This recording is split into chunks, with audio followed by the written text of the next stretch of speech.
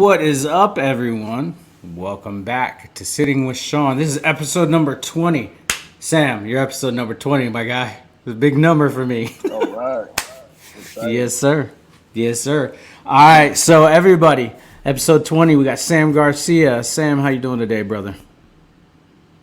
I am blessed, man. I'm doing good.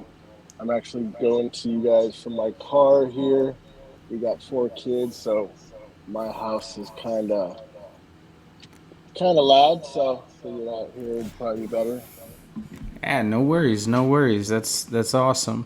Uh, Sam is a guy that I met online, and we'll talk about that here in a second. But I met him online through a peer support group, and from the moment that I met him, Sam has been a huge support of me, and I was like, I need to get you on the podcast. I want to get you on the podcast, only if you're available too. And he's a busy man, so we were finally able to get him on, and I'm super excited to hear his story. So Sam, you want to give us like a formal introduction of yourself?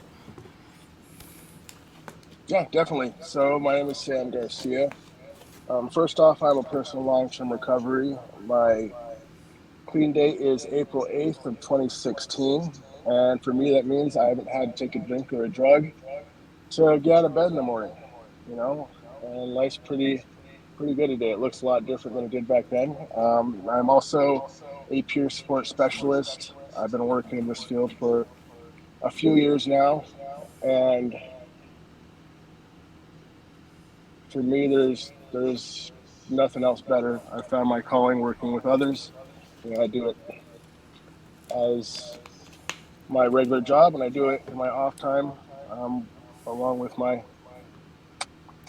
regular things that I do for my own self care and for my own sobriety. Absolutely, absolutely. And real quick, I want to say, Sam, you're somebody I look up to. I really do. I look up to you. I see a lot of what you're doing in the community, and you're doing great work. Doing great work for people. And I wish I could be more involved, but unfortunately, some circumstances are preventing me from being more involved. So I do the best I can and support from the background. But Thanks, man. Yeah, I appreciate you, man. It's been cool to see you really get out there with this podcast. You're knocking them out. 20. yeah, That's a good number. yeah, yeah, it's a good number. It's pretty awesome. But yeah, like I mentioned before, I met Sam through a peer support page that I'm a part of on Facebook, and Sam reached out to me almost right off the bat, and we got to talking, and Sam is a hell of a dude. I'm gonna say that you are an awesome individual, and he's come to me about a few different things, concerning veterans, and that was pretty awesome. I don't get too many people coming to me and say, "Hey, I got this vet that needs some help." And so when you came to me and you asked me about that, I actually felt really good, and I wasn't able to articulate at that time, but I want to let you know here, I felt really good about that. Thank you. Thank you, man. Thanks for being there. Yeah, no problem. I'm always here. But um, so Sam, you wanna tell us a little bit about what it was like in your active addiction? Yeah. Um, how far you want me to go back? As far as you like, brother. Yeah. So what it was like. I mean, I grew up in an alcoholic household. Um, every once in a while there was other substances around, but alcohol were the main ones that were there, and it was normal to me, right? And everything that comes with it. So at a very early age, I struggled with depression. There's a history of depression that runs in my family line, along with um, there's been quite a few males in my life that have taken their life, including my father, and so these were things that I struggled with at a very early age, and then instantly the first one for me was, I believe, the alcohol. I started drinking and smoking weed when I was about 8 is when I first started really experimenting with it, and right away, I loved that it what I felt like it did for me. It it took me out of my own head, and I was able to be who I thought I wanted to be. I was confident. I wasn't concerned about where I came from or how much money I had or being a poor kid. And instantly, I liked the way it made me feel and the vision it gave me. Right, it made me see things differently and numb numb everything. Right. So I started really young, and like I said, man, it's just a normal thing around my house, so it doesn't. I didn't see anything wrong with it. By the time I was 13, I started to experiment with other things, including cocaine and opiates, and that's when I really started to go off even more. I hit puberty. I was I had grown up in the boonies, right? So we didn't have running water. We didn't have um, like we had to cut wood for heat and haul water. So I mean, I was a pretty tough little kid, right?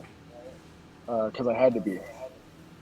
And so when I hit 13, it kind of just all hit me at once, and I just hit the ground running. Right? I started getting charges right away, theft charges, assault charges.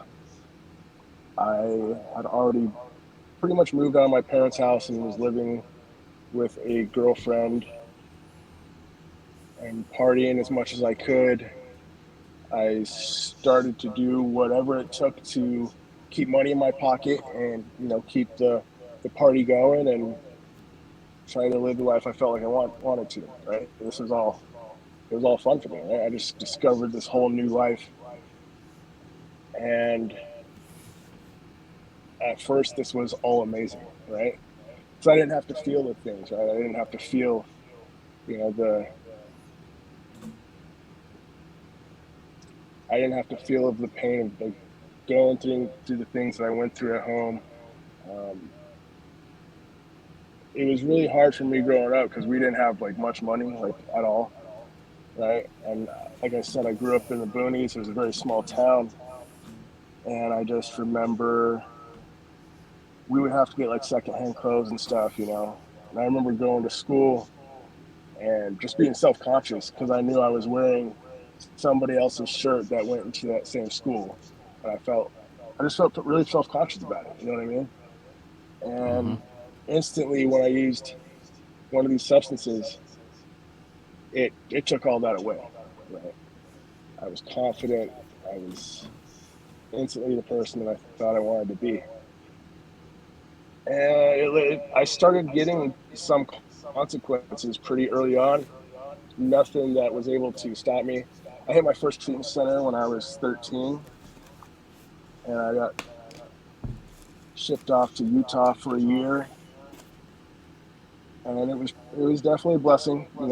It slowed me down a little bit because for being a 13-year-old, I was going pretty hard. And I got back, and I went back into high school and felt like it was relatively normal. I partied relatively normal because or what was normal for me. Right? It would be on the weekends, and I went to school, and it didn't cause me a whole lot of problems in high school. Right? I left. I moved back out when I was about 16 and started going to school in Anchorage. I got a job. I started partying more and drinking more. I'm a high school kid with his own house, and I'm also starting to. Uh, well, I'm selling dope again, right? I get right into it because it was exciting. I liked what it did for me, and I like I always wanted that. That instant gratification, right? I didn't. I didn't see me ever making it any other way when I was a kid. When we grew up, like my father always talked about working, but he had trouble holding down jobs because you can't be drunk and go to work. Employers don't really like that, right? Um, so when he talked about working and talked about these things, and I've seen that we didn't have anything, it was a struggle for me to see that I would be able to build the sort of life, say, that I have right now without doing anything else. So I kept doing it, right? I liked feeling needed. I liked my phone blowing up. I liked the feeling it gave me, and that played a major role in my addiction, because that was an addiction in itself, right? The Yeah. lifestyle and the quick money and the people and the feeling of being needed. And so that went on for a few years. I enjoyed it. Like, I didn't start any of this stuff because it didn't do something for me, or because I didn't enjoy it at one point. Yeah. So I'm going through, and there was a couple times I tried to stop. Like, I would stop dealing, and I remember when I was 19, and I was like, you know what, I'm going to try something different, and I quit, and I got into a vocational school for diesel and heavy equipment. And I was like, cool, something new. Let's try this out, see how it works. The problem is, I still had a habit, right? I still had a habit, and I still spent money like it was coming in, which it wasn't. So it was about 2 weeks into my classes, and I was broke already. So uh, I took a job from a guy that I knew, and I I got busted. I didn't keep the best crowd around, obviously, because I wasn't a very good part of the crowd myself, and the wrong person knew about it, um, and told on me. So I went to go do this thing, and within, it was like a minute, cops pulled up, and that was it. But it was probably a good thing, because jail is the only thing that has ever even slowed me down. Like, to be honest about it, like, I have a lot of respect for the people that are able to walk into 12-step meetings and just get sober, just follow the path like that. For me, I was always pretty hard headed, right? I always had to learn things the hard way, and so that's something I work on today. Not having to learn things the hard way. I Yeah. feel like I've learned enough hard lessons that I can start taking some easier ones. So that was my first felony, and I would later get it dropped down to a misdemeanor after completing my SIS. And I was off probation for like 2 weeks right before I was back on. So sometime in this point in my life, I started to use IV. Right, I started experimenting with that, and like, I knew it wasn't good. That was one of those things that I never thought I would do. Right, like, I Yeah. feel like one thing I always tell people is, like, we all have our yets, right? And for me, that was one of the things that kept me out there longer, that kept me sicker longer, was all these yets, right? Like, I never, first it was like, I never used needles, and that was a yet, right? I didn't steal from people. I didn't, I wasn't as bad as the next guy, and I believe that is one of the things that kept me out there even longer. So we all have our yets, and I hope people know that you don't have to necessarily experience them all. So after that, I started to hit some of my nets, right? Pretty soon, I wasn't able to make money the way I used to. Like, it's kind of hard when you're your best customer, right? Yeah. And I always thought that was the way I was going to make it. So I was, you know, I was,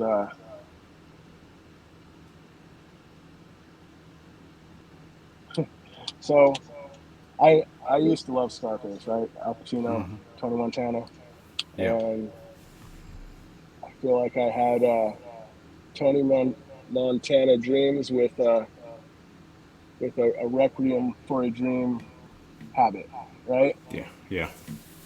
Doesn't work. It doesn't. And so things just kept getting worse. I started to go in and out of jails quite frequently. And when I was out, I would be at numerous trap houses. I would usually work as a doorman or a collector or whatever I could at this point to make money and make me useful because I was no longer able to do anything else, right? I had held jobs in there between. I did some construction and built a few skills, but I would get back into drinking or doing dope, and all those other things would go away. And so I was hitting that revolving door, right? Just in and out. Pretty soon I see myself associating and hanging out with people that even in the lifestyle I was in, like earlier on, there's no way I would have been hanging out with some of these people, like doing the things that they were doing, right? And gradually, I got just became acceptable, right?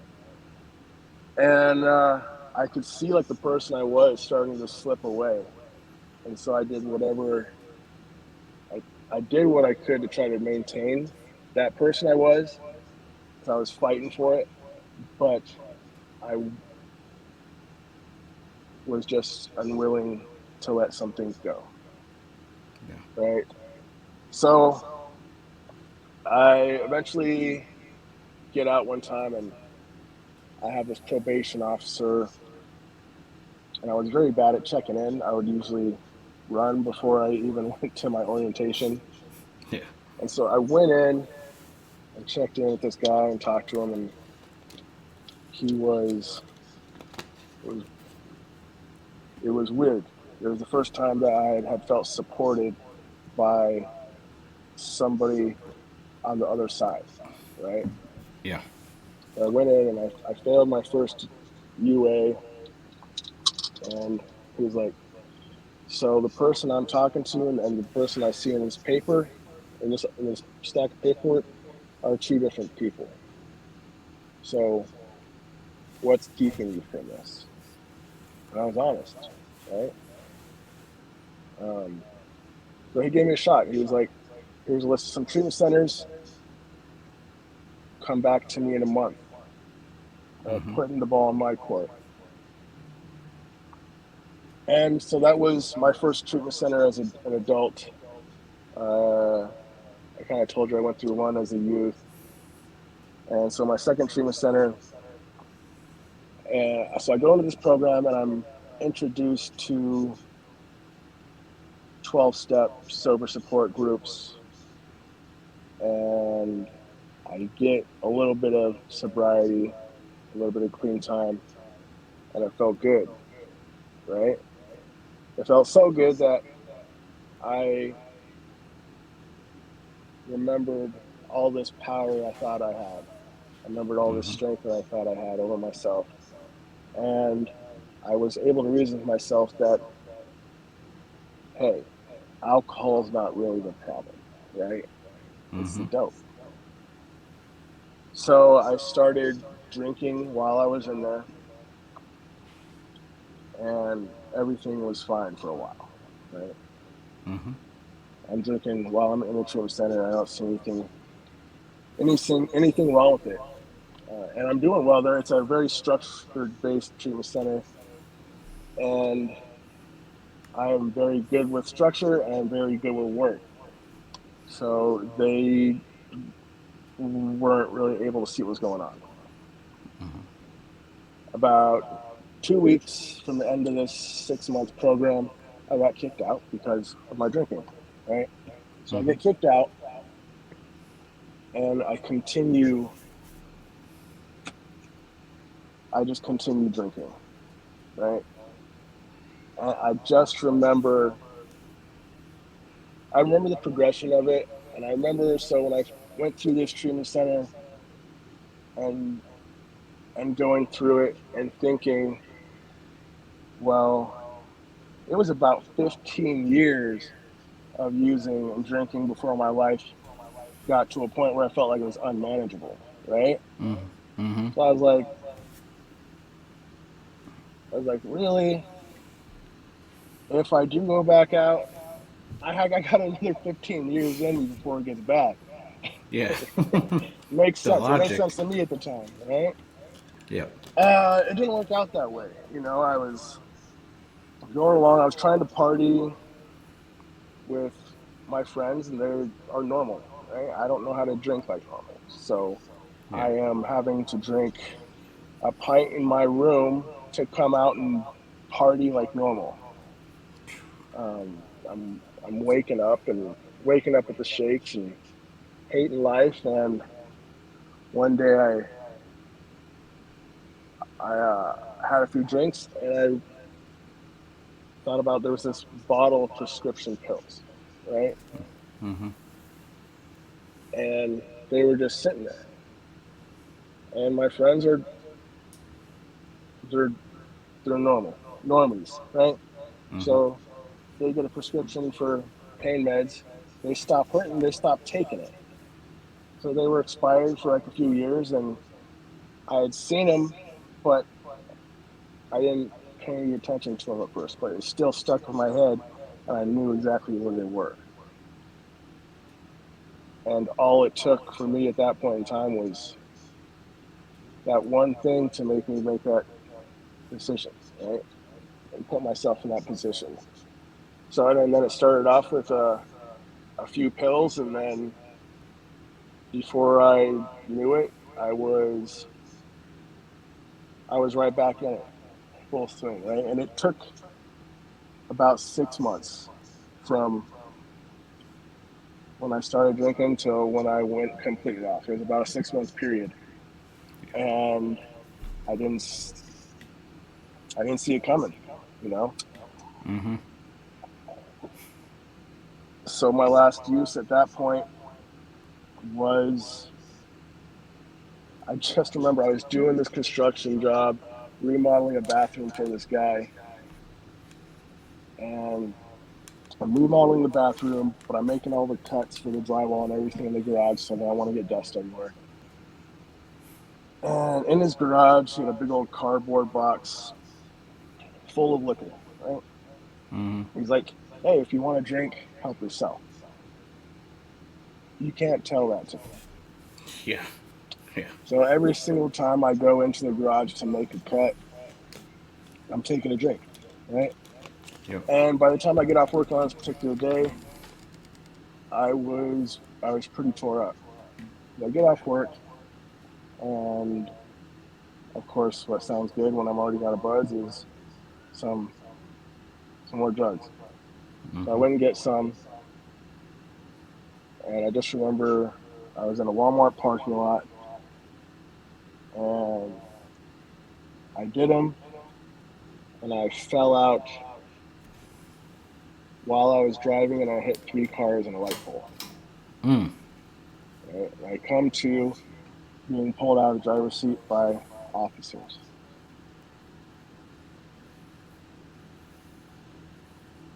and so I'm back in jail once again for a DUI or an OUI, and I'm just so like let down by myself, right? And by this time, I've already felt like I failed so many times because I had so many self attempts to get clean. I'd went through treatment, um, and like it really took me a long time to get to the point where like I wanted to do something different. Right? I had started to experience multiple overdoses, and this was right when fentanyl was starting to become a thing. Um, I'm lucky it wasn't like it is now because I'd probably be dead. Right now, fentanyl is everywhere, and it's no joke. Uh, the last overdose I remember, I was sitting in this trailer, and I overdosed. Everybody in the house said my body was purple. I wasn't breathing. Nobody could find a pulse. And then my fiance at the time said that she saw me exhale once. Right. So she started to give me CPR, and she called 911. The medics got there. I guess she breathed for me for like 11 minutes, and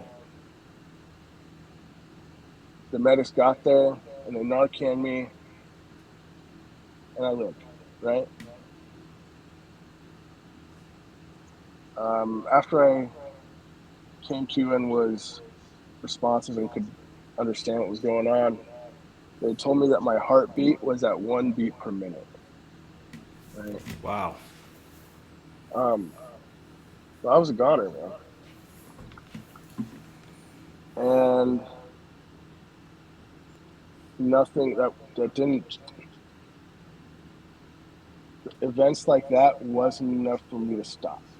Right. I just remember coming to, and I remember being disappointed that I was still here. Because as much as I hated my life at that point in time, I I didn't have it in me to take my own life. Right. I made an agreement with myself a long time ago because of my dad and because of my grandpa and the other people we had lost in our lives, that whatever happened, I wasn't going to do that. But if you had looked at me back then and seen the way I was living and seen how I was acting, like you would say, like this guy's trying to fucking kill himself. But for whatever reason, you know, God kept me alive. So I jump back to the treatment center. I go through treatment. I overdose again. I hit the 3 cars and a light pole, and I'm sitting in jail. And I just remember while I'm in there, I call my mom, and she tells me that one of my sisters in New Mexico had been killed. She was hit and run by a suspected drunk driver. And while this is happening, I'm sitting in jail for a DUI, for OUI. I hit 3 cars and a light pole, and that could have been me, right? So that was definitely a huge moment for me. Like I realized I needed to do something different. I had quite a few of those moments, but this was one where like this is not just a coincidence, right? Um,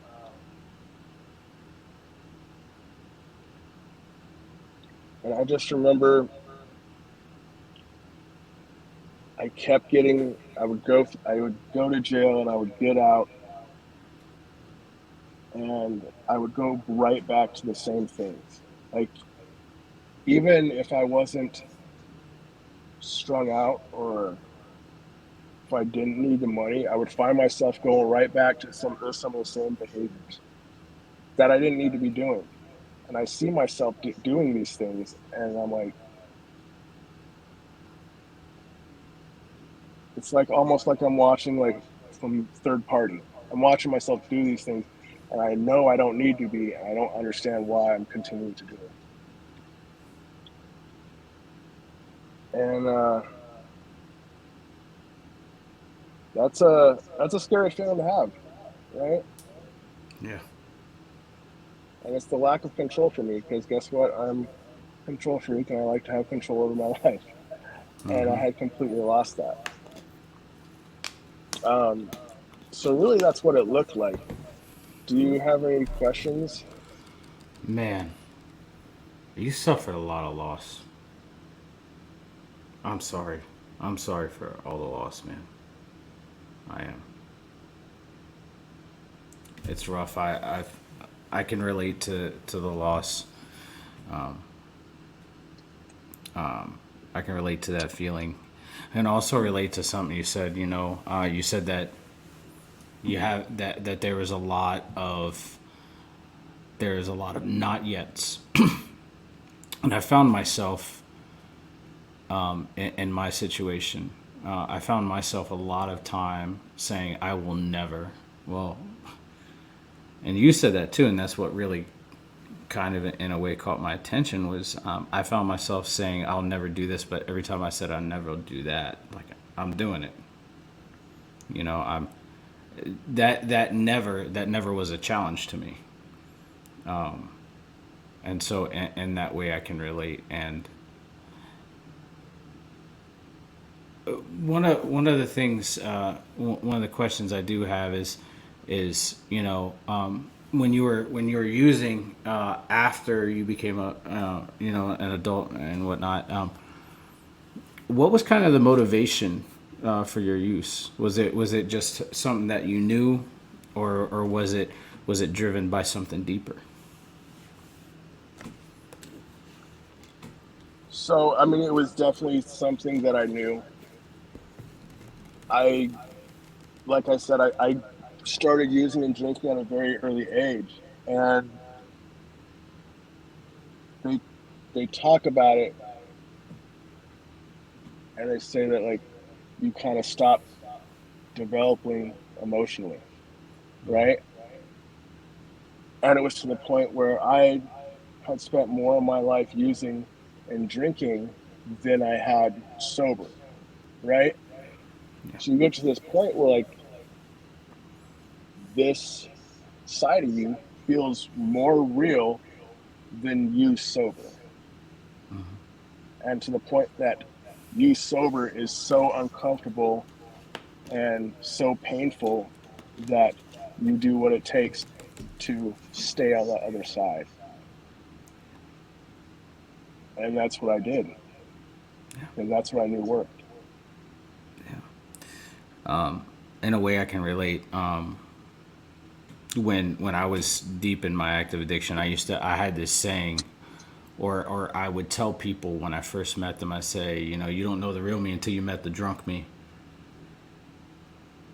And I thought that's who I was, right? Because I felt like I could identify Right. with that, and because that gave me the inhibitions, that lowered my guard. I I could go out in a club and I could dance, and I thought I could dance. um, I mean, who knows if I could or not? I could do all this crazy shit, but really, that's not who I was. And for you to identify that and say that's who you identified as and what you thought was that this is who you were, I can relate to that completely. So when you got into the treatment centers and you were doing treatment centers here and there,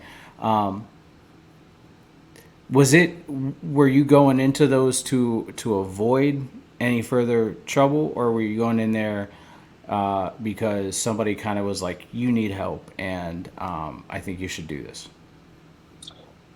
Yes. So, like I was kind of talking about earlier, I was never one of the guys that was able to walk into a 12 step meeting and just get a sponsor and get it that way.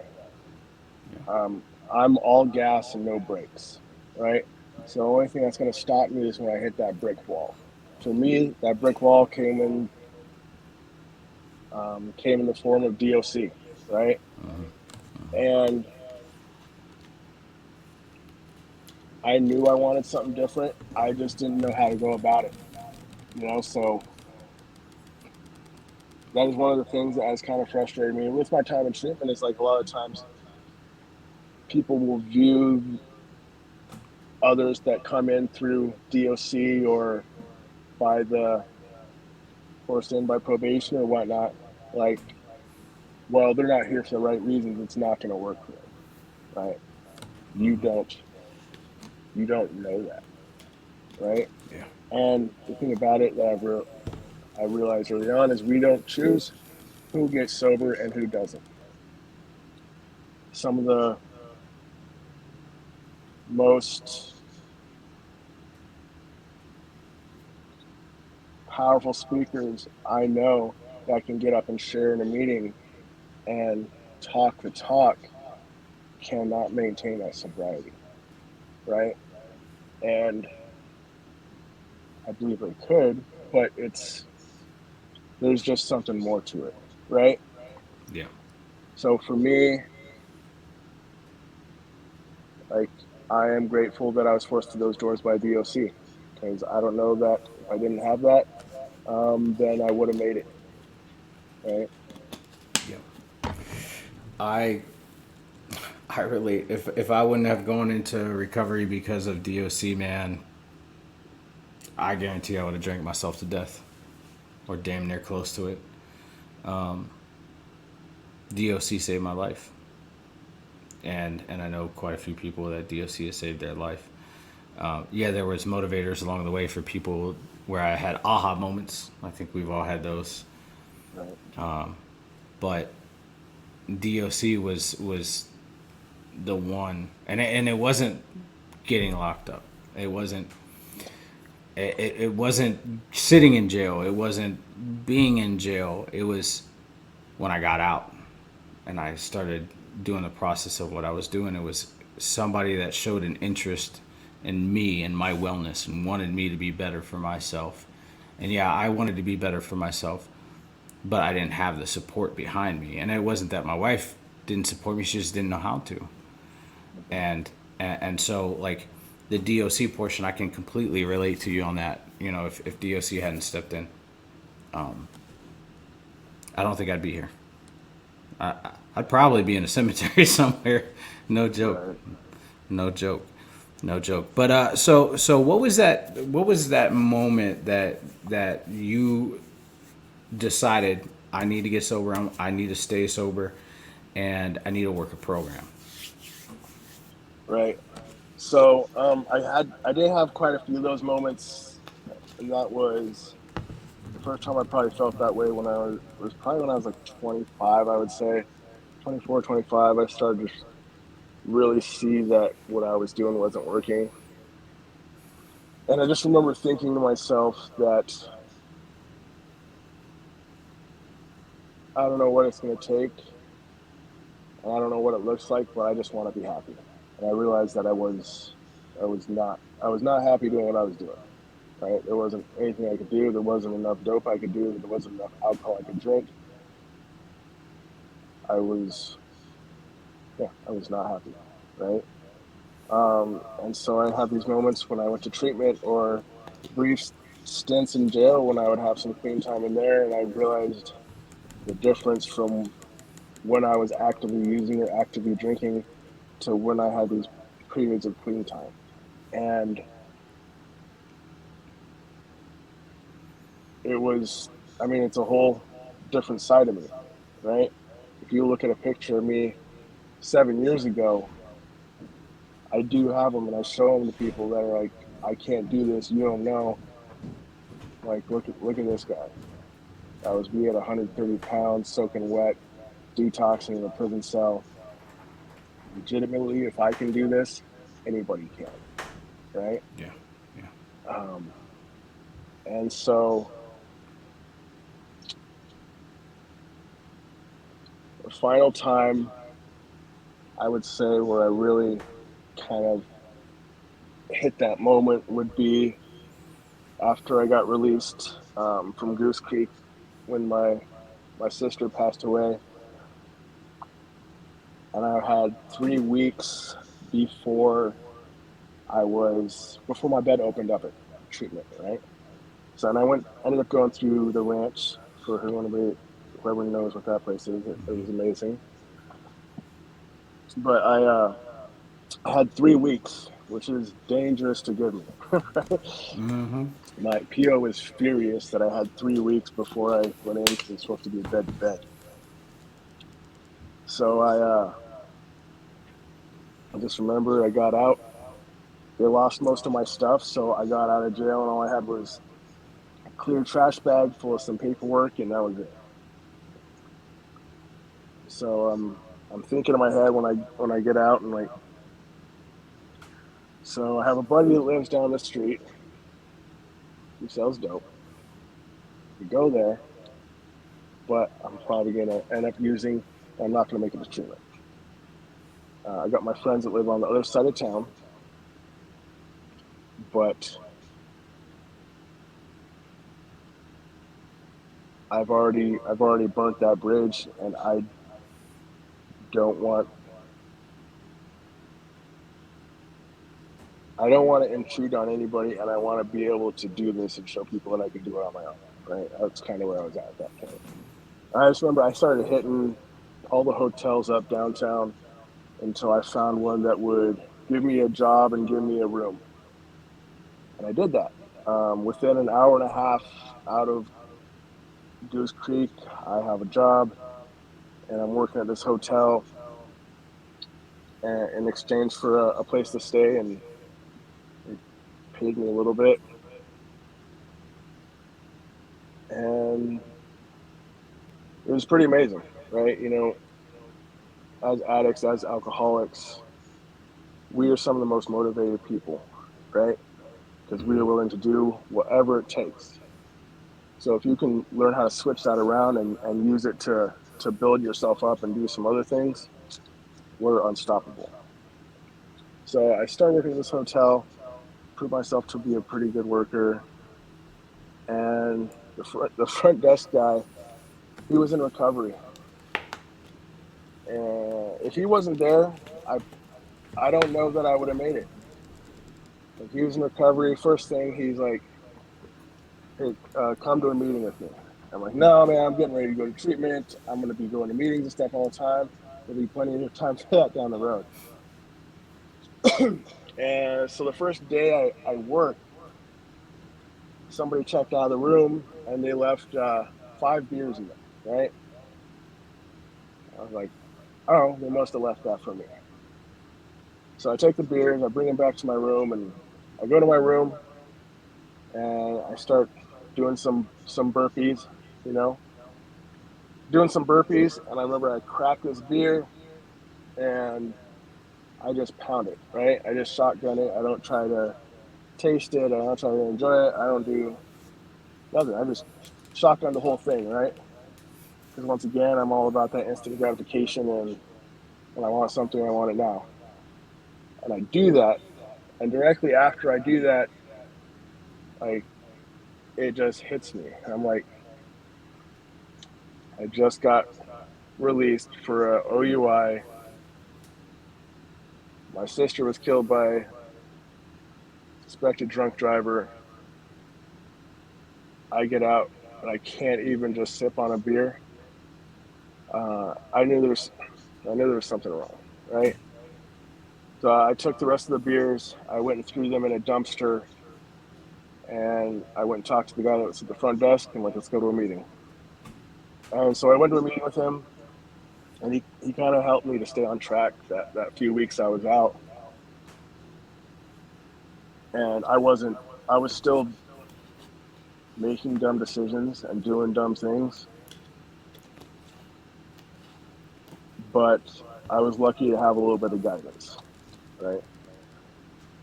So I'm very grateful for the different roles people have played in my life, and you just never know whose life you're going to be able to touch what difference you're going to be making somebody's recovery. And this guy, like, he saved my ass. But this thing isn't guaranteed for anybody. You know what I mean? For me, I have to do whatever it takes to maintain my sobriety, because I know without that, everything else goes away.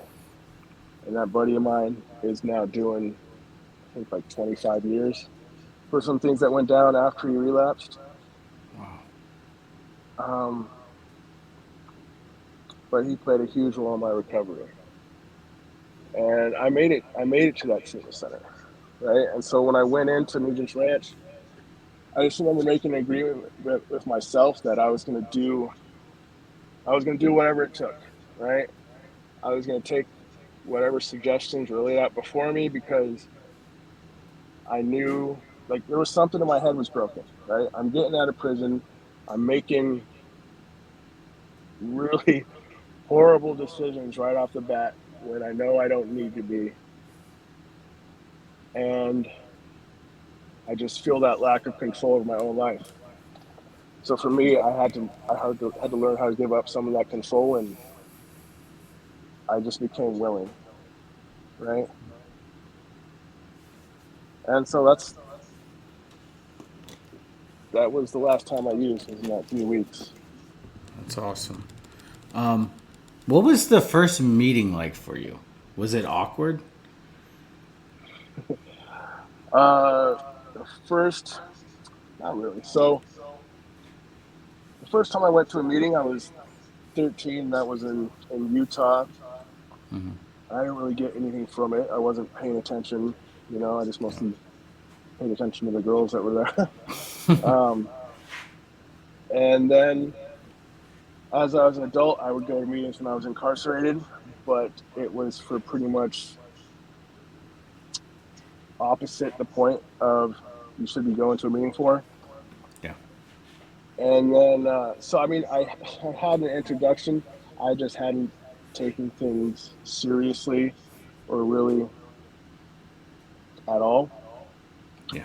but I knew what it was, right? So it took me a few times, but once I became willing to open my ears and shut my mouth a little bit, I started to hear some things. Yeah. Yeah.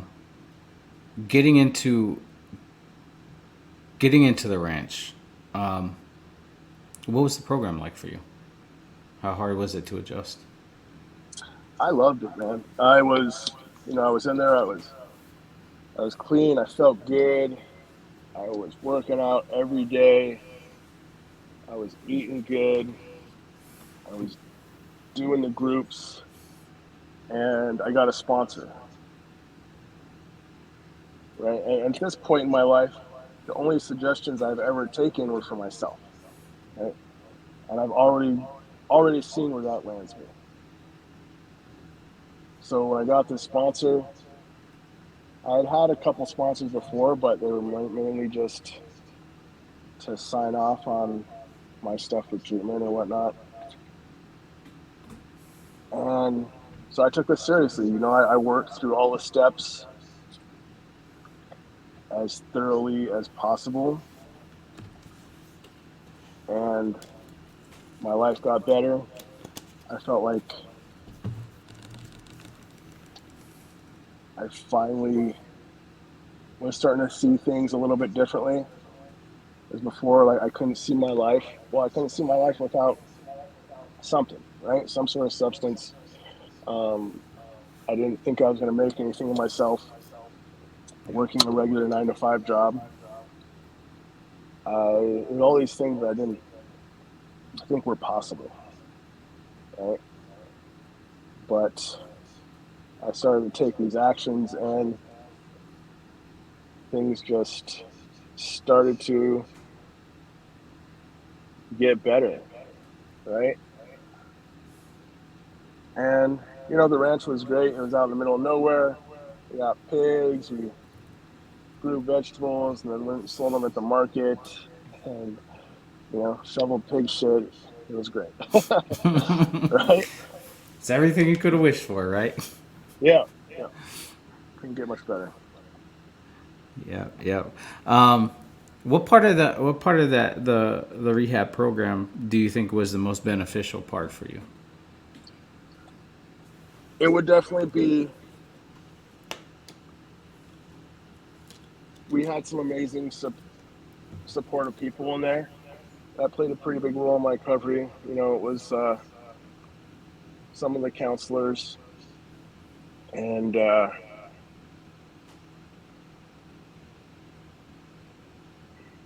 counselors. The time I was in there to allow me to really start to get to know myself and actually working with a sponsor.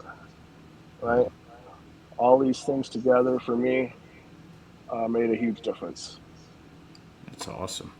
That's awesome. Um, when you finally started working with counselors, what was it about yourself that you learned? Because I know we all learn something different about ourselves and stuff like that. What was it for you that you learned?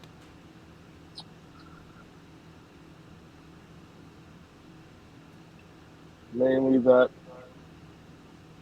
I didn't even really know who I was. Right, I learned that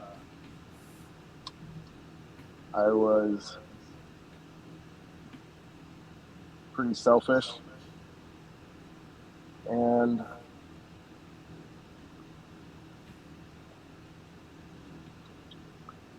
I just remember I still had a lot of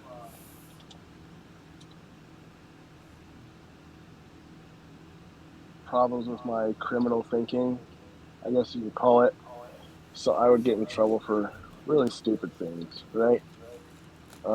Mostly things like smuggling, like creatine, or like things like that, right? But Yeah, I would do them, and I get caught for everything. At some point, like I was just the worst criminal ever. I couldn't get away with shit. So like they caught me for pretty much everything I did, and I just learned to really take accountability for my own actions and to be able to do something different. Because absolutely. historically, throughout my life, is the doing something different part I've struggled with, right? So I learned how to do something different, right? Take a different direction. It's a whole lot less painful. Absolutely. Absolutely. So, stepping into the peer support role, how did you hear about peer support? So I actually heard about it when I was in the ranch. There was a guy that would come out there, and he had went through the ranch, and he would come back out there for meetings, and he started working as a peer support professional, right? So he came in there and he told me what he was doing, and I was like, that's pretty cool. I like it. I like the idea of it. It was before peer support started taking off more, so it wasn't at the ranch at that point in time. Um, which the whole thing about being a peer support professional specialist is they have the lived experience, right? They have the lived experience as being somebody that has struggled with substance use or mental health diagnosis, and they have found a pathway to recovery that works for them, right? There's lots of people that don't get that, right? Even if Yeah. they're a counselor, a case manager, a clinician, like there's just things that they don't get, and that's fine, right? But the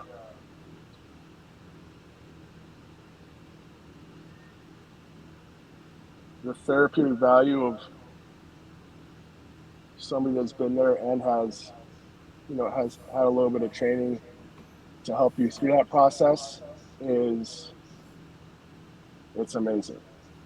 From my experience, it makes a huge difference. So, my experience with peer support is a little bit different. when I was going through my program at the beginning. I didn't have peer support. I only heard about it after I graduated out of Veterans Court, and my MRT facilitator was like, "Hey, man, you'd be a great peer support specialist." I was like, "Oh, that's cool, but what is that?" Right? Yeah. Right? That title sounds great, but what is it? And he was like, "I don't know, but go talk to Jen Galvin." And that's how my Yeah. relationship with Jen started. And I'll say it's been a blessing. So when was it that you decided that you wanted to step in this role as a peer? So after I went to the ranch and got out, I was there for about 11 months. I got out and things were going well. I started off actually working at that hotel.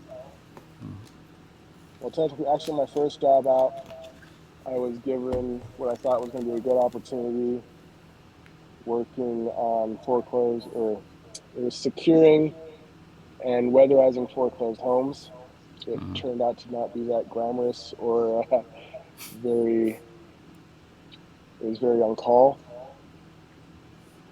And I'm just going to tell a story because it was pretty funny and interesting. Go First for it. getting out of treatment and jail job. And so I get this job, and like, guys like telling me what he believes it's going to turn into, and it didn't.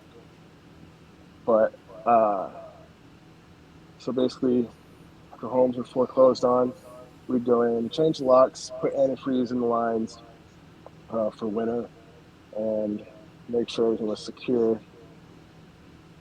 And what I didn't know was lots of times there would be people that hadn't left yet, right? Which could be pretty hard. But the first place we went to was this fourplex in Mountain View. It was a trap house. They were tapping the power lines because they had shut the power off to the place. They had a big old 2x4 lock in the front door, and there was still a bunch of people in there. Right, so I get there, and they have to have police there to help clear the rooms, but they're not allowed to actually open any of the doors.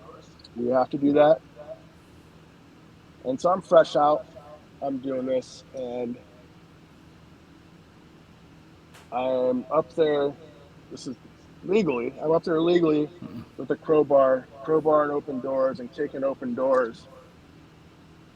And I'm doing this, and I'm looking around. I see the cops hiding behind the corners and stuff with their bulletproof vests, and I'm just standing there up in the open. And I'm not gonna lie, I got my little adrenaline kick out of it for a minute, and it was kind of exciting. But I'm not getting shot for $12 an hour. So, Facts. like, yeah, so that was my first job out of treatment.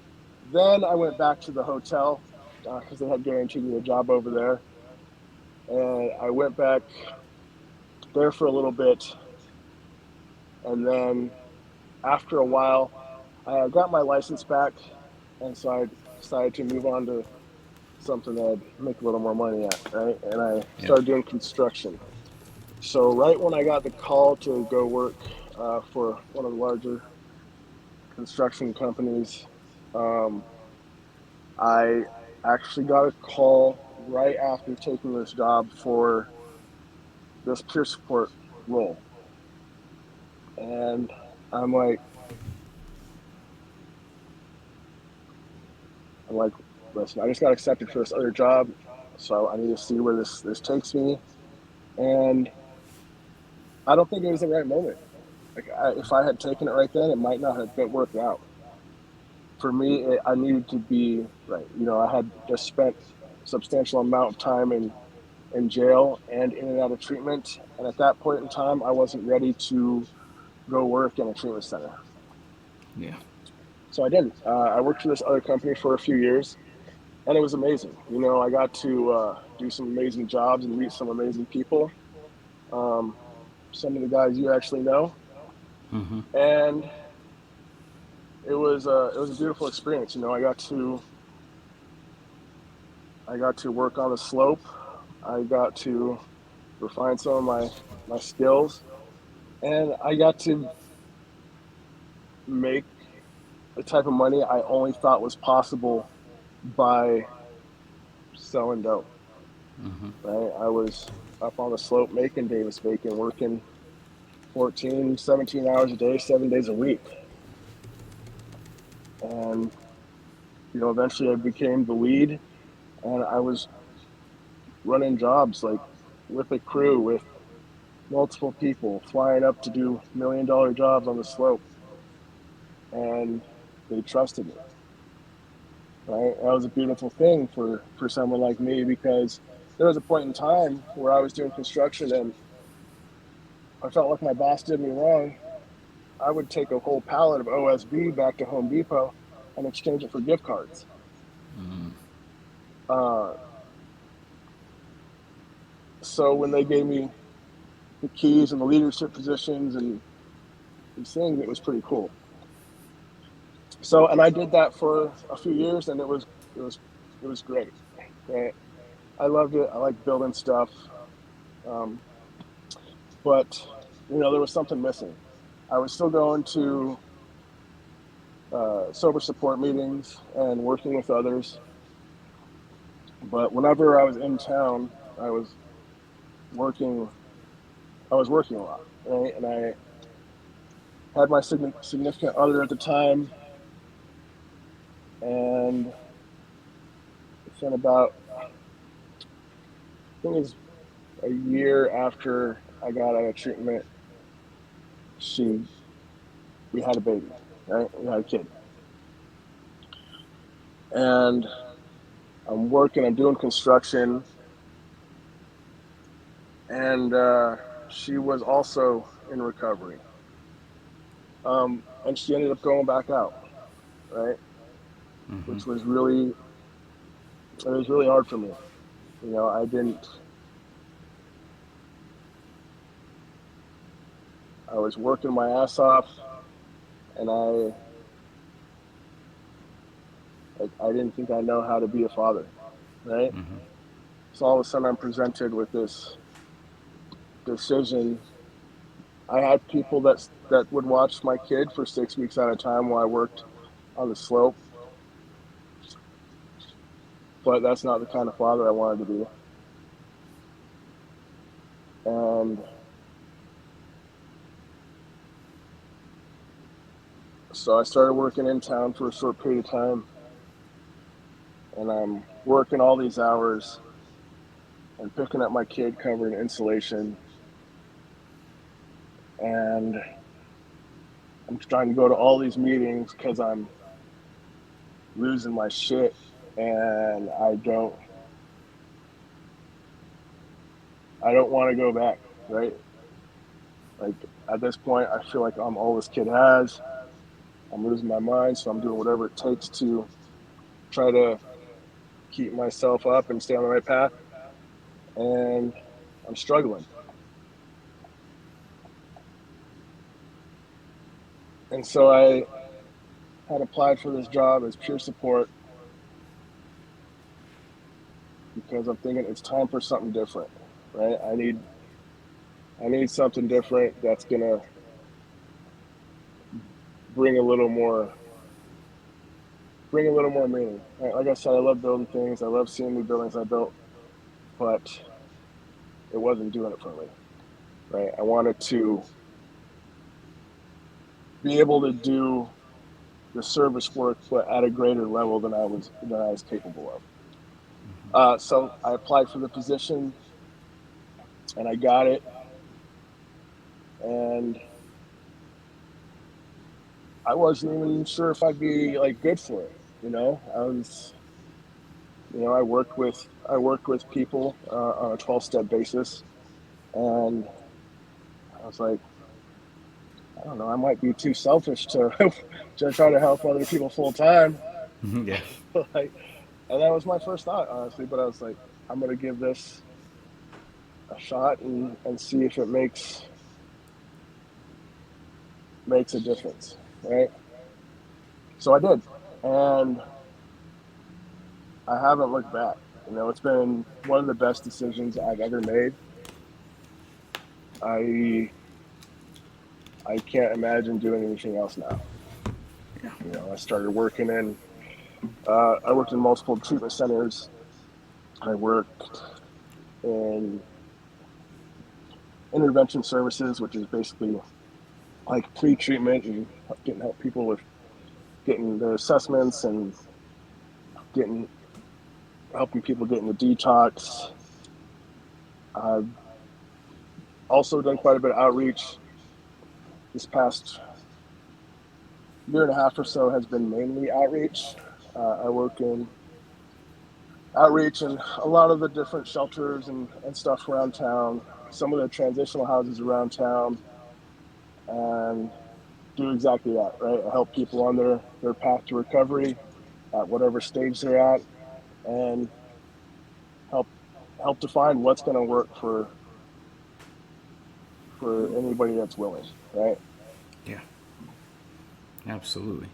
Um, One of the things that I see you do a lot on social media or what you're doing out in the community is you're building Narcan packs. Why Yes, is that sir. important to you? So, like I shared in my story, it must have been 7, 8 years ago was the time I overdosed in that trailer, and so it's the only reason I'm here, right?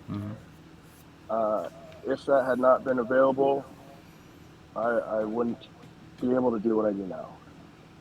So it's a pretty big part of what I get to do today. I love it. So we'll do. I get to be part of Narcan builds and set them up and do the trainings, and I do the trainings all over town for whoever, from organizations to the family of, to friends of, to anybody that it might be struggling themselves, right? And it's a 10-minute training, super easy to learn, and it's free, right? I feel like everybody should have this basic training. This problem isn't going anywhere, and things are getting worse, right? Yeah. With the fentanyl, like it is very deadly, and we have young kids dying out there, right? It doesn't just affect the Hollywood version of what an addict looks like, right? Yeah. It affects the kids, the parents, um, elders. It it doesn't discriminate. It doesn't care who you are. Yeah. Absolutely. Yeah. Fentanyl's nasty. Recently, with actually last week, a guy back at home in Pennsylvania OD'd on fentanyl and passed away. And and it's rough, and so this epidemic that's happening with fentanyl, it's taking a lot of people really quickly, and it's terrible. It's absolutely terrible. What to you? What are the benefits, or some of the benefits of being a peer, in your opinion, for you? There's so many things that I love about it. So what I love about it, and I feel like one of the best things about it, is the role we play. I can work with somebody before they get into treatment, while they're in treatment, and then once they're out, whether they're doing good or if they have a slip up, they can contact me and I can help them through that process, right? Other roles are not like that. Like, it's a counselor, clinician. Once that time together has passed, there's no communication, right? Yeah. Um, so it's quite a bit different, and you work a lot. You work very closely with the people that you're working with, right? And lots of times, if somebody finds a path and they're going to sober support meetings or whatever, you're going to see them out in the community, right? Doing the thing. Um, so it's it's pretty cool. I mean, I love getting to see somebody that feels like they've lost everything, or their kids have been taken away, they've lost their job, but they take some steps and they're able to get these things back, and they get their kids back, and they get their life back, and they start moving forward, and they get their family back, right? And their family gets them back. There's uh, there's not really a price that you can put on that. No, there's not. I facilitate groups for veterans court, and I have guys that come in that have families, and they're detached from their families, and they say, I feel I lost everything. And the first thing I tell them is I say, if you stick with this program, what you've lost, you're going to get back 10 times. You get your family back. You get all the material things back, but you get Right. a life that if you work at it, and you stick with your program, you get a life back that you could never imagine. And I think that you can attest to that. 100%, man. Like I said, 6.5 years ago or so, I got out of Goose Creek with a clear trash bag, and that was all I had to my name. Today, 6 years and some change later, I'm sitting out in front of my own house, right? A bank trusted me with a $250,000 loan to be able to buy a house. I didn't think this was possible. I'm sitting in my driveway right now next to my wife's car that I got married to last year, right? We have a mixed family. We got 4 kids total. We got a Saint Bernard. like if I had looked at my, if I had tried to picture the way my life looked now or looked in the future, this would not be it, right? I couldn't have even imagined. I remember one of the one of the things they asked us to do in treatment was, right. I think it was like 1 year, 3 year, 1 year, 5 year, and 10 year goals, right? And I remember my 5 year goal was to be buying a house, maybe be starting a family or thinking about it, maybe, and have possibly gotten married, and have a career. I got I got everything on my 5 year goals in about three. Right? They say these things come sometimes quickly, sometimes slowly, but if you take the action, they will come. Yeah, I can guarantee that. If you take the action, you get the results.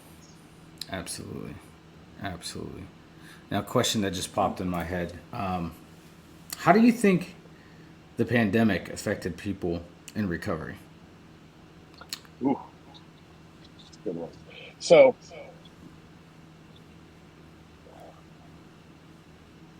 addiction, alcoholism, those are already diseases of isolation, right?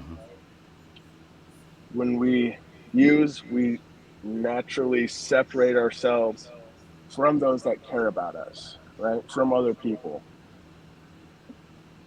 With with COVID coming in the picture and everybody being afraid of everybody, and in person sober support meetings getting shut down or going virtual, it was hard on a lot of people, right? We had rates of drinking increase, rates of drug use. Uh, I've heard stories of people who said, like, I never really drank until it was COVID or the pandemic, and then I got laid off my job, and I'm just sitting at home, and I'm getting unemployment, and nobody comes over, and so I just started drinking, and I just didn't stop, right? So I believe it some people to get substance use issues that might not have even gotten in the first place, right? So yeah, it was pretty rough for a lot of people. I was pretty blessed, I would say, for myself because I was still able to work with people in the treatment centers. I was still very well connected, but that feeling of being connected is super important. Um, and it was, yeah, it was hard on a lot of people. I will say one thing I did see, which kind of surprised me at first, was there were people that got involved in sober support meetings that might not have previously. Um, there was many people that got sober off online meetings.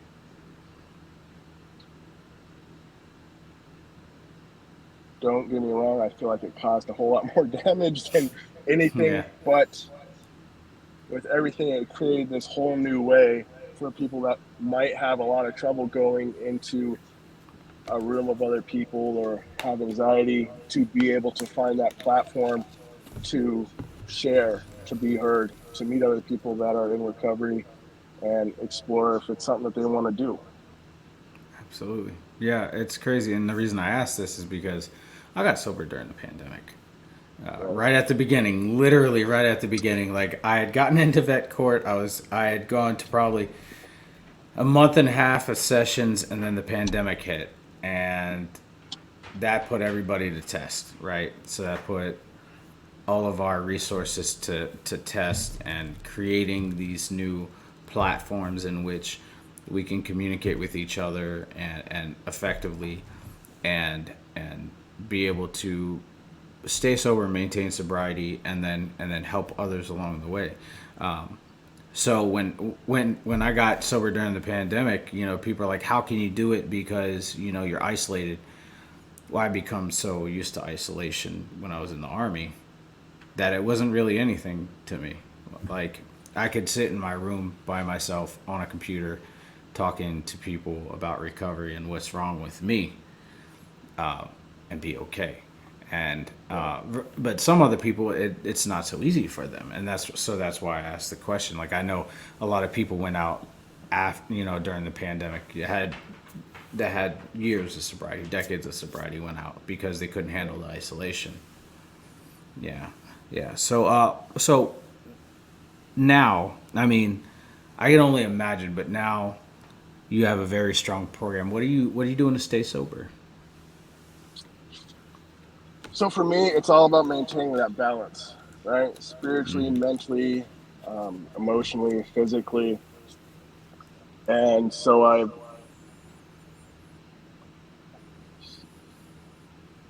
I have my own program of recovery, right? I go to different types of 12-step support groups. I'm sponsored.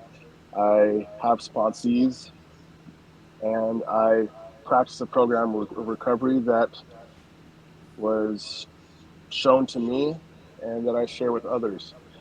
So I'm still very much involved in that. I get to work with others as a peer support specialist. One thing I share with newer peers coming on is that although this job is amazing and it is supportive of your recovery, it cannot be your recovery because at the end Yeah, of the day, this is still a job, right? If anything happens and you lose this job, is that worth your sobriety? For me, it's not. Um, so yeah, I do a program. I work a program of recovery. I do my best to stay active. I used to be really an avid gym goer, and when COVID hit, I kind of slacked off on that quite a bit. And now I'm probably 35 pounds, but I'm still hitting the gym. Uh, just trying to keep that consistency. Consistency is important. And I surround myself with people that are supportive of me and help me to grow. Right. yeah, I don't keep people around that co-sign on bullshit. Right.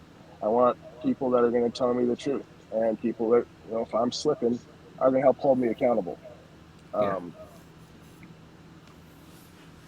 and so I keep my circle small, but the people I have in it are 100%, right?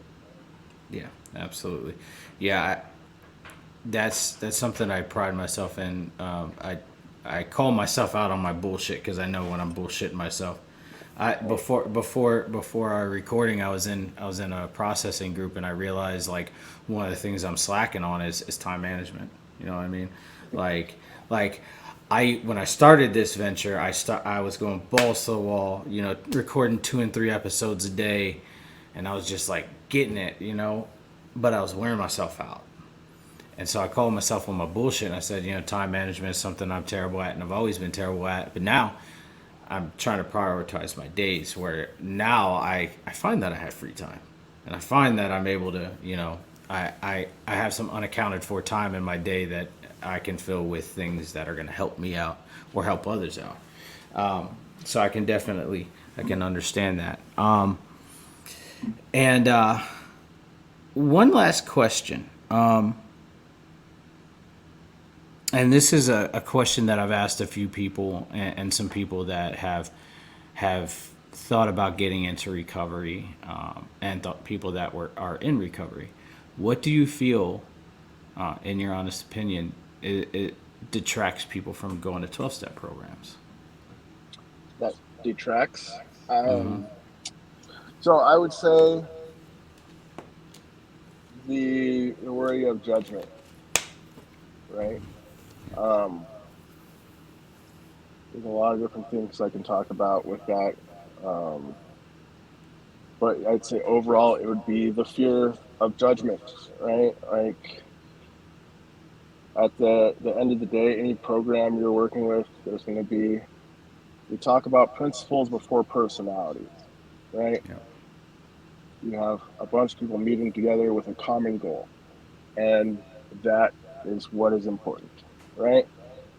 At the end of the day, people are people and they do people things. So if you can keep that into account and concentrate on what's important, which is your goal of maintaining sobriety and doing what it takes to better your life, and connect with the people that are also doing that, right? You can't you can't go wrong. Um, Now saying that, like I said, there are multiple pathways to recovery, and just because I go to one or two doesn't mean that that is going to be right for every person. Yeah. It's all about finding what's right for you. Absolutely. Absolutely. All right. So before we shut down, Sam, what advice or suggestions would you give to somebody that is currently in active addiction, or early in their recovery, and they're struggling to maintain their sobriety?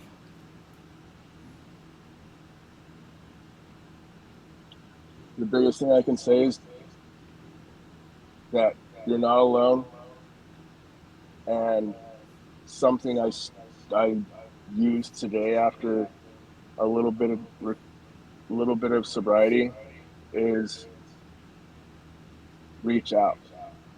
I know that can be the scariest thing, but when we're come head to head with something hard or traumatic, for some reason it becomes easier to pick up that bottle or pick up the phone and call the dope man than it does to pick up that phone and call somebody that is going to support us in our sobriety, right? Yeah. So being able to make that phone call to somebody that will support you is, for me, it's one of the most important things you can do. I still do that whenever I go through some big things, because life is still life is still really lifey, right? Like shit happens. Like Yeah. I've still encountered some very hard times in my recovery, So I reach out to people that have been through something similar and have not had to cause destruction in their life and have not had to use or not had to drink and have been able to work through it and come out on the other side stronger. Absolutely. Um, so it's something that I still use and I will probably use for the rest of my time. Hell yeah. Hell yeah.